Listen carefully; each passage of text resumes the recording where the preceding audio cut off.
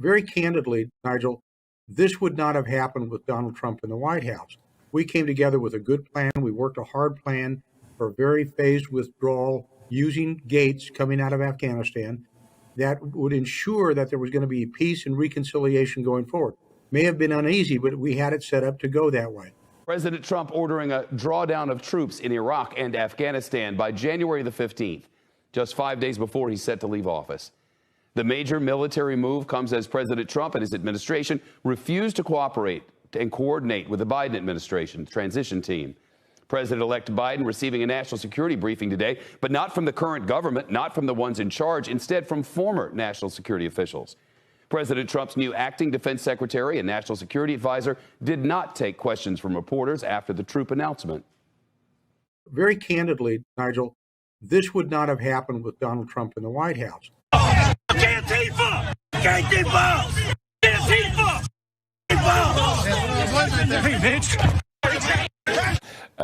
And we've got Boris and we've got Brexit done.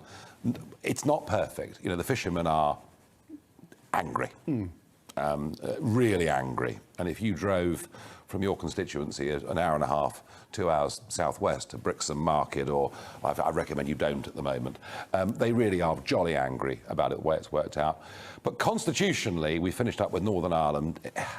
It's been effectively annexed. What are we going to do, Jacob, to sort that out? Is the will there? I hear Lord Frost, who I think did a jolly good job as negotiator, and I hear him saying tough things.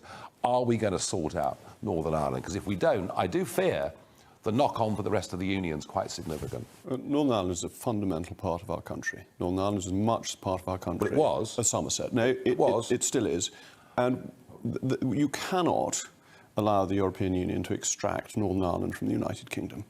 And you're right to say that the EU has not implemented what it agreed with the goodwill that we had a reasonable expectation could apply.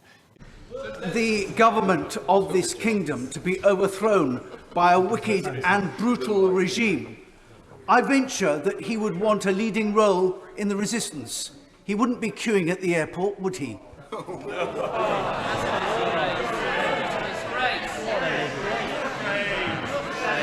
I think that that is reasonable, but we've been beset with demands today to, vastly, hundreds of thousands have been spoken of. Britain is full.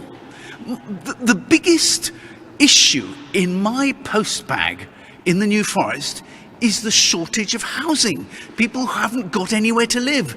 And yet we're opening the doors to a great many more. We're the party that actually builds the homes that this country needs. Oh, wow, that's real. That's real. Yeah.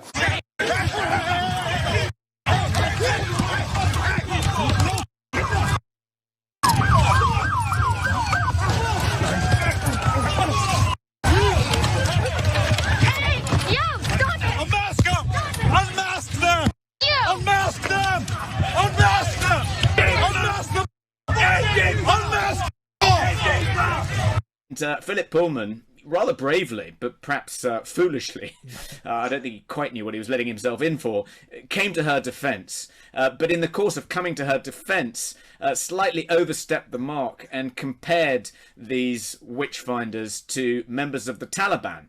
So then they all got completely outraged about the racism of Sir Philip. How dare he compare us to? Why did he reach for the Taliban? Is it because they're Muslim? Is it because they too are people of colour? Another act of blatant racism on a par with the Ku Klux Klan. Immediately called for his cancellation. He then deleted the tweet, issued an even more grovelling apology than Kate Clancy's apology. The Society of Authors, of which he's president, desperately tried to distance themselves from him, said they couldn't for a second excuse this blatant racism. I mean, it goes on, and no doubt someone will come to Sir Philip Pullman's defence, and they too will be turned on by this blood-crazed mob. Thanks to American-imposed gender quotas, dozens of women ultimately were installed as representatives in Afghan's parliament. How'd that work? Well, the whole thing was a sham, as always. In fact, many of these new female legislators had never been to the provinces they claimed to represent. Almost nobody in Afghanistan liked any of this, by the way, and why would they? As one USAID official conceded in a classified report, quote, focusing on gender made things more unstable because it caused revolts. It caused revolts. But officials kept doing it. They kept pushing radical gender politics anyway because they could, because they were in charge of these Stone Age people they were going to educate. The idea of adding a plaque, an explanatory plaque to the statue is one thing, but these plaques are normally very small. You can normally only mention the things that the figures are mostly remembered for. In fact, the reason why the statue was erected in the first place in the late 19th century, and this is to at the time it was to commemorate the 300th anniversary of the Armada, but it's also to do with Francis Drake circumnavigating the globe, of course. That's what he's most famous for.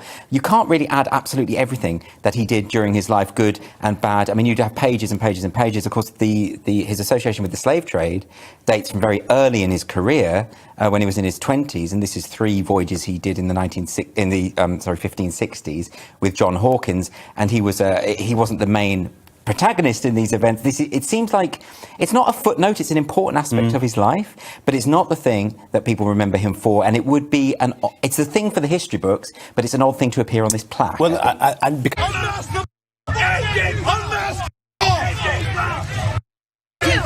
Unmask them all!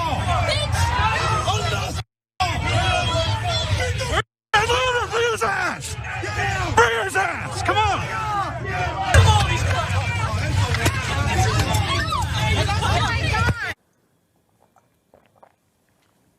Oh, wow, that's real. That's real. Yeah. Peter, you're lying in a news grave. Do you know what's written on your headstone? News. Peter, thank you.